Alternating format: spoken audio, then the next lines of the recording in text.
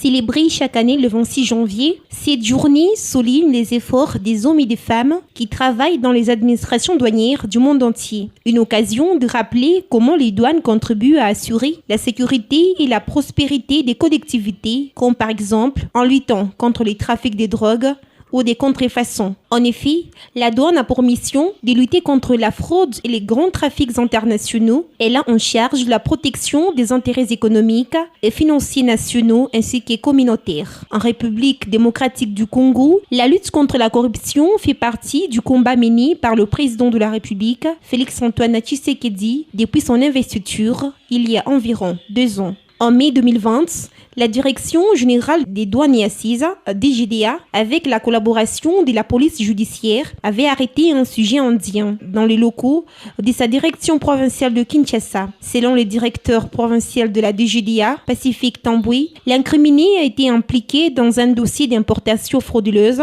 L'Indien avait déclaré avoir une cargaison contenant du sel iodé, mais les agents de la douane ont plutôt trouvé des pagnes contrefaits. Il a été surpris en flagrant délit des fraudes douanières lorsqu'il tentait de corrompre le directeur provincial de Kinshasa avec 400 000 $ américains en liquide. Il lui avait promis par la suite d'ajouter 150 000 $ américains. Voilà des actes de patriotisme encouragés en RDC pour une douane qui participe au développement du pays. Pour célébrer cette journée, traditionnellement, le pays participant organise pour l'occasion des événements à l'échelle nationale, mais tout aussi importantes sont les activités plus modestes qui ont cours dans les bureaux locaux ou régionaux. Il peut s'agir d'événements publics ou plus simplement, les directeurs locaux peuvent réunir. Il faut noter que la Journée mondiale de la douane est parrainée par l'Organisation mondiale des douanes. Celle-ci compte 150 États membres et a son siège à Bruxelles.